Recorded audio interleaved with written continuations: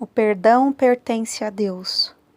Mas o que o perdão de Deus Seja não bem-vindo evita? ao Diário Pentecostal Historiando, análise histórica e crítica sobre o movimento pentecostal brasileiro. Se inscreva no canal e siga nossas redes sociais. O povo que não conhece a sua história está condenado a repeti-la. Reconhecemos a extraordinária eficácia do perdão de Deus para salvar o pecador da condenação eterna e para assegurar a paz e tranquilidade ao que se arrepende, bem como a experiência da salvação e a certeza da vida eterna. Cremos no que Deus diz pela sua palavra. Se andarmos na luz como Ele na luz está, temos comunhão uns com os outros, e o sangue de Jesus, seu Filho, nos purifica de todo pecado. 1 de João 1:7. Foi neste sentido a palavra de Deus pelo profeta Isaías. Vinde, pois, e arrazoemos, diz o Senhor. Ainda que os vossos pecados são como a escarlata, eles se tornarão brancos como a neve. Ainda que são vermelhos como o carmesim, se tornarão como a lã. Isaías 1:18. O perdão anula as consequências espirituais do pecado. As piores consequências do pecado são de caráter espiritual, ou seja, a separação de Deus nesta vida com a perda da comunhão e na eternidade com a condenação da alma. Isto, no entanto, é evitado pelo poder do sangue remidor de Cristo. Deus mesmo providenciou a redenção do pecador mediante o Senhor Jesus Cristo, no qual temos a redenção pelo sangue, a remissão dos nossos pecados, segundo a riqueza da sua graça. Efésios 1:7. O apóstolo Paulo, escrevendo aos Efésios convertidos, faz um paralelo da condição espiritual deles no passado e no presente, dizendo: portanto, lembrai-vos de que naquele tempo estáveis sem Cristo, separados da comunidade de Israel e estranhos às alianças da promessa, não tendo esperança e sem Deus no mundo. Mas agora em Cristo Jesus, vós que antes estáveis longe, fostes aproximados pelo sangue de Cristo. Efésios 2:12 e 13. Esses textos sagrados, acima de qualquer dúvida, revelam o poder que tem o sangue de Cristo para perdoar o pecado e aproximar de Deus o pecador arrependido que crê em Jesus. O perdão de Deus tem o mesmo sentido do pecado lançado nas profundezas do mar do esquecimento. Eis o que está escrito: quem, ó Deus, é semelhante a ti, que perdoa a iniquidade e te esqueces da transgressão do restante da tua herança? O Senhor não retém a sua ira para sempre, porque tem prazer na misericórdia. Tornará a ter compaixão de nós, pisará aos pés as nossas iniquidades e lançará todos os nossos pecados nas profundezas do mar. Miqueias 7:18 e 19. Portanto, o perdão de Deus anula todas as consequências espirituais do pecado e habilita o pecador remido a participar de todas as bênçãos espirituais de Deus no corpo e na alma, no presente, no futuro, no tempo e na eternidade.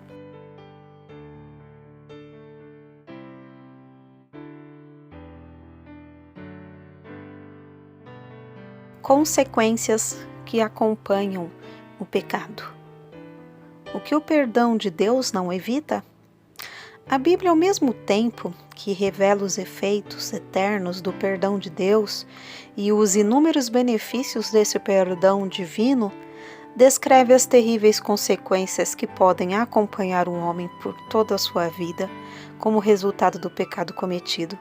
Isto é tristemente evidenciado na história do rei Davi. Tornou-se notório o duplo pecado praticado por Davi, narrado em 2 Samuel capítulo 11. Nem sempre Deus manifesta imediatamente o seu juízo contra o pecado. Paulo escreve: os pecados de alguns homens são notórios e levam a juízo, ao passo que os de outros só mais tarde se manifestam. 1 de Timóteo 5:24. e isto pode levar o homem a tentar acalmar os gritos da consciência, enquanto esquece que nada há oculto que não venha a ser conhecido. Mateus 10:26. A longanimidade de Deus não os adverte neste sentido. Temos feito estas coisas e eu me calei. Pensavas que eu era teu igual, mas eu te erguerei e porei tudo à tua vista. Salmos 50:21.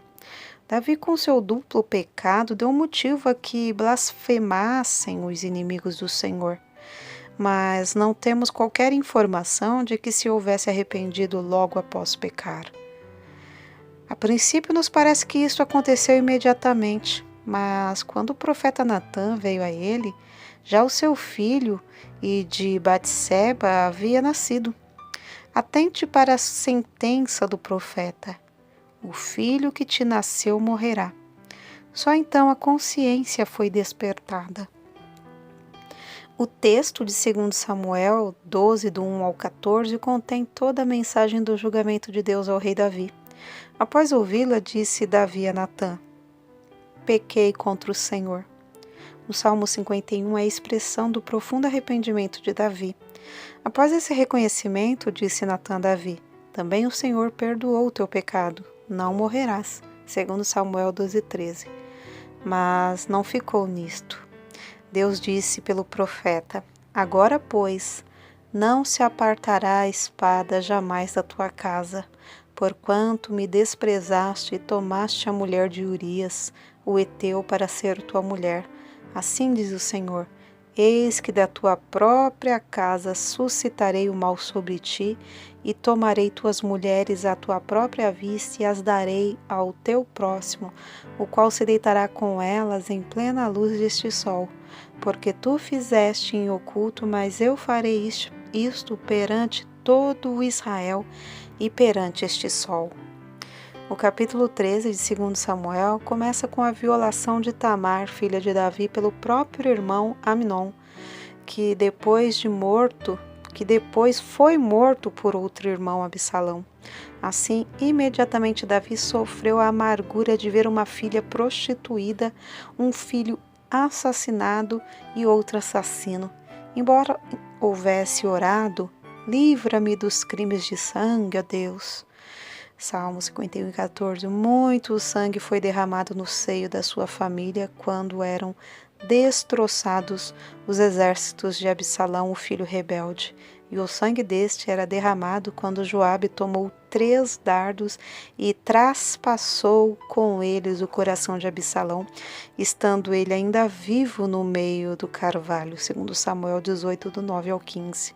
Deus perdoou a Davi, mas esse perdão não evitou a vergonha e a amargura que assinalaram toda a vida como fruto dos seus grandes pecados. A consciência que ficara adormecida por algum tempo, agora com frequência estremece diante dos fatos que lhe faziam recordar os seus feitos do passado. É sentença divina: aquilo que o homem semear, isto também ceifará. Gálatas 6:7. O pecado prejudica a vida moral e física. Essas considerações chamam a nossa atenção para o fato de que o pecado ele prejudica não só a vida espiritual, mas também a vida moral e física. Permita-me o leitor usá-lo de mais clareza. Há fatos do nosso conhecimento que nos causam muita tristeza, pois o Espírito de Deus nos constrange a alegrar-nos com os que se alegram e a chorar com os que choram. Romanos 12:15. Uma jovem que se deixa envolver em uma situação desonrosa pode arrepender-se e obter de Deus o perdão, porém fica exposta a certas dificuldades que podem alterar todo o curso de sua vida, tornando-a embaraçosa por todos os seus dias. Um pai de família crente que fracassa na sua vida moral e espiritual pode arrepender-se, obter o perdão, ser reabilitado à comunhão com Deus e com a igreja, com o direito de vida eterna, mas poderá por toda a vida sofrer as consequências do seu pecado, caindo no descrédito da família, escandalizando-a com a consequente perda da autoridade sobre os filhos, tornando-se impossibilitado de criá-los na disciplina e na admoestação do Senhor. Efésios 6:4. Um obreiro que pratica atos contrários à pureza da doutrina que prega, ferindo a consciência dos seus liderados, expõe-se a esta sentença proferida pelo Senhor Jesus. Qualquer, porém, que fizer tropeçar um destes pequeninos que crê em mim, melhor lhe fora que se lhe pendurasse ao pescoço uma grande pedra de moinho e fosse afogado na profundeza do mar. Mateus 18:6. Por quê? Porque não haverá mais perdão para ele? Certamente haverá. Arrependido sinceramente, poderá obter perdão.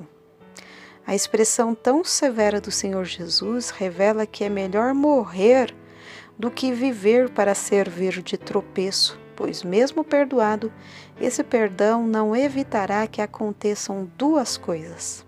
Primeira, impedirá que os seus observadores aceitem o Evangelho e sejam salvos, sendo por toda a sua vida motivo de blasfêmia contra o Evangelho de Cristo, podendo ser salvo somente pela misericórdia de Deus, desde que não seja endurecido pelo engano do pecado. Hebreus 3:13. Segunda, poderá nunca mais ser autoridade moral para admoestar os que à sua semelhança incorrem em graves erros, não podendo ser considerado padrão dos fiéis. 1 de Timóteo 4:12. Por isto, muito nos dói quando vemos um servo de Deus ter maculado a sua reputação moral e espiritual. Por tudo isto convém-nos atentar vigilantemente para o preceito sagrado. Aquele, pois, que pensa estar em pé, veja que não caia. 1 de Coríntios 10:12. Pois o inimigo de Deus e da alma humana poderá induzir a pessoa e a satisfazer seus desejos pecaminosos, levando-o a crer que pode reconciliar-se depois e obter o perdão de Deus, vedando-lhe, no entanto, a consciência de que esses e outros grandes males são coisas que o perdão de Deus não evita.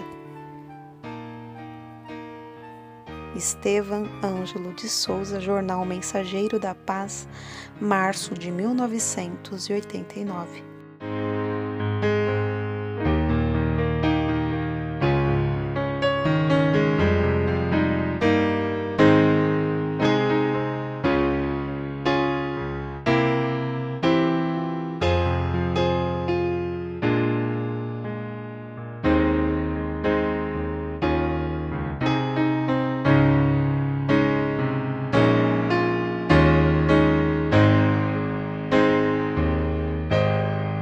Porque nada podemos contra a verdade, senão pela verdade. Segunda carta aos Coríntios 13:8.